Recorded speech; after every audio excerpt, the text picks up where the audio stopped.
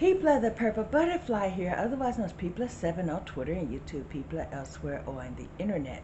My soaps look at purplebutterfly-soaps.myshopify.com, my blog, purplebutterfly-people.blogspot.com. And I just finished an intensive boot camp with Marquetta Breslin. That was an intensive 5 hours, yo. Might have even been 6. Started at 1 o'clock my time and finished right at 6:30, well 6:25 my time, which would have been 10 a.m. her time, you know, to, she's just 3, but we went beyond that. But in the meantime, I start today working on this while we went over lesson plans and all that. So that's how much work I got done before we got into the ventilating. And these are single knots, which my technique has improved because of the boot camp. I mean, those are my regular single knots, and these are the ones I learned from Marquetta. So yeah, worked a little bit faster. These are double knots. So yeah, double knots are not my strong point, but I learned enough that I can actually do double knots now. Usually I just do an entire full lace wig completely in single knots, because every time I try to do a double knot, the hair would break or pop, or I couldn't get it to connect. So now I can, and I can use them in the proper context. But because this wig has been done completely with singles, I'm going to continue on with singles, practice the doubles on the next wig. And then over here I have split knots. Yeah, I made a mess of that. Split knots is a needed to know thing, but it's not going to be what I use ever. It's good to know how to do it, but I don't think it's going to be my go-to, shall we say. Okay, the lesson plan said to grab a piece of lace that's 4 by 6, something like that. And I already had a work in progress, so I just literally drew a patch that same size. See, I just literally traced it on there, so that way I have a practice section.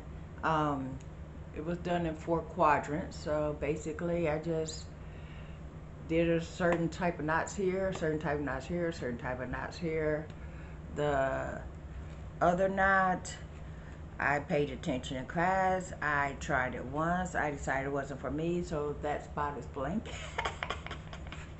I'll practice it on a different piece of lace, but it's not going to go on this particular wig. So yeah, but I did all this in 5 hours, which for me is kind of a record, because I usually pick it up and ventilate till I don't want to anymore, put it down, come back to it when I'm back in the mood or whatever. Sometimes I'll ventilate for the whole day, and sometimes I might not touch it for another week. But I had a wonderful time. I met some like-minded individuals. The canvas block just escaped with the wig attached. We had fun. We confab with each other. We taught each other. We learned from each other. All of that. I started literally right after breakfast. This is dinner. At one point in time, it got so intensive, she told us to walk away from our blockheads, take a break, Don't look at our blackheads. Don't touch it. Just take a true 15-minute break and come back with fresh eyes. That was very helpful. I spent that time making, I took 2 tortillas, spread some peanut butter on them, rolled them up, got some cookies, got some coffee, and then I got some iced tea so I could take my medicine. I learned a long time ago, don't take medicine with hot coffee. It never works out well. In the meantime, thought I'd share that. All the other stuff that was in the course, you have to go to the course yourself and learn for yourself. Because what's up here is staying up here. But I just thought I'd share that. This has been People7 on Twitter and YouTube. People elsewhere on the internet. My soaps located PurpleButterfly-People.blogspot. Nope. My soaps located PurpleButterfly-People. My soaps located PurpleButterfly-Soaps.myshopify.com. My blog is located PurpleButterfly-People.blogspot.com.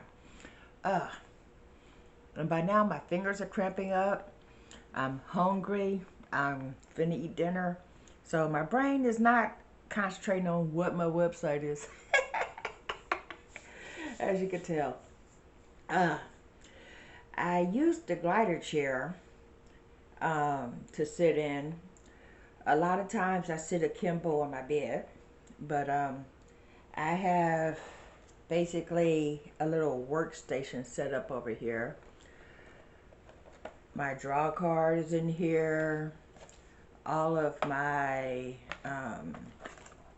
Velcro bangs, all of my ventilating needles, all of that is right here. And yeah, then of course the canvas blockhead.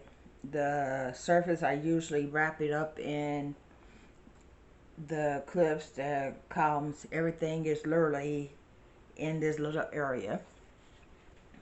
Oh, and my crayons, because I learned a long time ago, if you mark out your section with crayons disappear on the very first wash, so you can put little pertinent details like directional arrows and all that in that spot, and then you don't even have to worry about washing that away because it's not going to last. It's just, you know, little pieces of wax that will wash away or brush away the first time you wash or brush the wig. In the meantime, yeah, that was an intensive 5 hours. Yeah, if she ever comes to Cincinnati, I'm there. Sorry, gotta keep up the nourishment.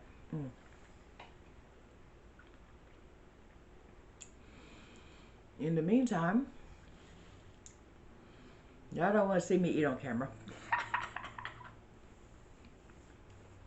Oh, also, I fine-tuned the repair. So right where, I mean, I knew it was going to take 2 or 3 days. So that way my mouth could heal before I put the teeth back in. And it kept hitting on this one spot. So I literally took a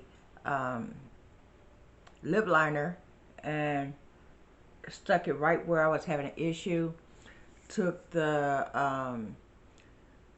ethal and carved out a little gentle slope, and my teeth go in and it doesn't touch that part. And basically looks the same. There's still material there. It's just a slope that goes completely over where that little protruding part is. Why couldn't they do that at the dentist's office? No, instead they leave me with a raw edge. Yeah, I fixed that. As you could tell, that doesn't hurt me. So I may or may not include a picture of that. I did take pictures. But in the meantime, my stomach is calling. My daughter's probably going to be calling because the phone has been on Do Not Disturb all day. And I put a sign on my door. I have the sign that says mental maintenance, do not disturb. In other words, I'm in here being by myself. I'm on a phone call. I need, whatever. It's better than writing a do not disturb sign and then have to put a new one up there for it. That says it all, like, hey, I'm up here, leave me alone. Or just do not disturb. So why, and everybody here knows about my do not disturb sign. So why somebody knock on the door and go, why you got a do not disturb sign on your door? Because I do not want to be disturbed right now. Duh. Bye. Close the door. Granted, that's the guy that got dementia, so he don't get it. But that doesn't explain the other person who does not have dementia and should have a clue. Because I've lived here for 2 years and, they're not a stranger to me hanging that sign on the door saying, don't bother me. Anyway, I noticed that every time you don't want to be bothered, somebody tries to bother you.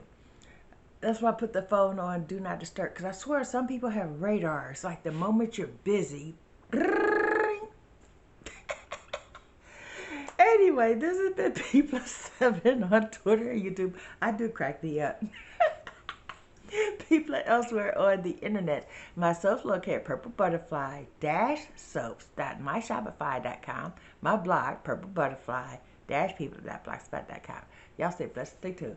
Bye now. Don't forget to like, comment, share, and subscribe. Yeah, please subscribe. Bye now.